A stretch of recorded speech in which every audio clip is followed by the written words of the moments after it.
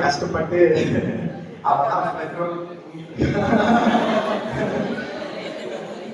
கஷ்டம் புரியுது.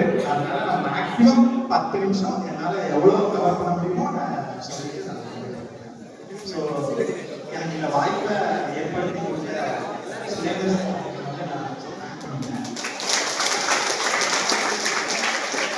ஸோ என்னோட பேர் வந்து கோகுல்.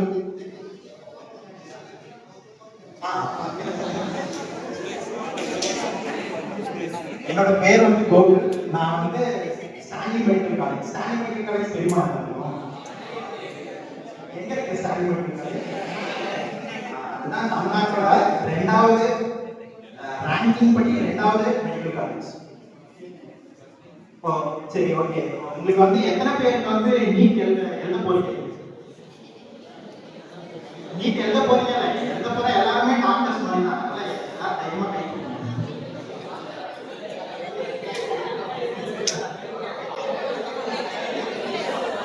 நம்ம வாய்ஸ் கம்மியா தான் இருக்குங்க.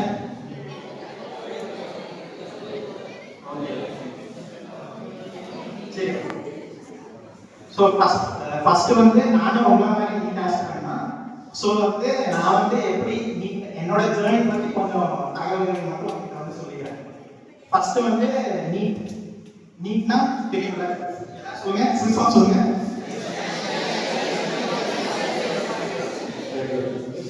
அது வந்து என்னெல்லாம் சப்ஜெக்ட்ஸ் இருக்கு கேட்கல.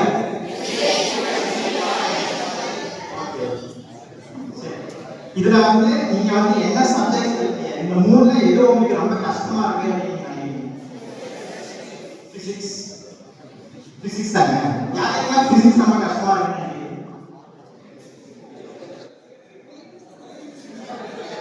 மேக்ஸிமம் எல்லாருக்கும் பிசிக்ஸ் தான் இல்லையா?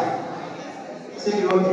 அது வந்து பிசிக்ஸ் உங்களுக்கு பிசிக்ஸ் வந்து எதனால கஷ்டமா இருக்குன்னு நினைக்கிறீங்கன்னா, நான் என்ன பொறுத்த வரைக்கும் நான் நினைக்கிறேன்னா அது வந்து நிறைய மேத்ஸ் கால்குலேஷன்ஸ் வருது, அதனால நீங்க கஷ்டமா இருக்கும்னு நினைக்கிறீங்களா? இல்லாட்டி புரிஞ்சுக்கவே உங்களுக்கு கஷ்டமா இருக்கா? சரி, ஓகே.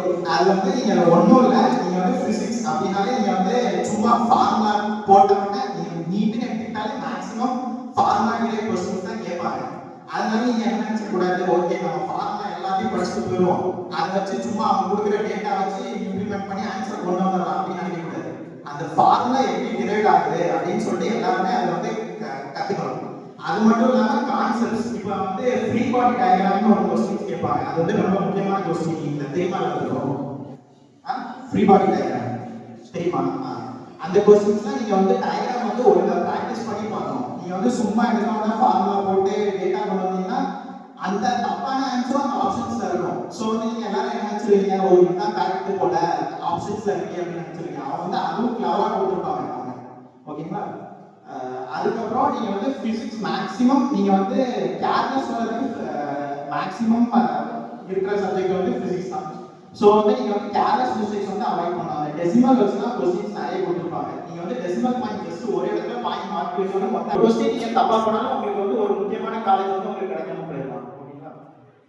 அடுத்தது வந்து நீங்க வந்து கெமிஸ்ட்ரி வந்து நீட் பொறுத்த வரைக்கும் 3ஆ பிரிச்சிருப்பாங்க. தெரியுமா எல்லாத்துக்கும்? என்ன சொல்லுங்க அந்த 3 இது? Organic, inorganic, physical. ஓகேங்களா? சோ வந்து இதுல வந்து நீங்க பிசிக்கல் பொறுத்த வரைக்கும் மறுபடியும் உங்களுக்கு வந்து கிட்டத்தட்ட பிசிக்ஸ் மாதிரி தான். அதுலயே நிறைய சம்ஸ் ப்ராப்ளம்ஸ் எல்லாமே இருக்கும்.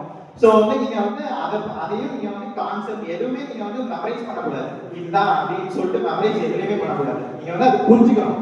புரியாம நீங்க வந்து டீச்சர்ஸ் கிட்ட கேட்டுக்கோங்க. இப்போ எல்லார்கிட்டயுமே ஸ்மார்ட் போன் இருக்கும். ஐ மீன் உங்க வீட்டுல எல்லாருக்குமே ஸ்மார்ட் போன் இருக்கும்னு நினைக்கிறேன் இல்லையா? கடைசியா இப்போ எல்லாரும் விடாமுயற்சி ஃபர்ஸ்ட் பாத்தீங்களா? இல்லையா? சரி, ஆனா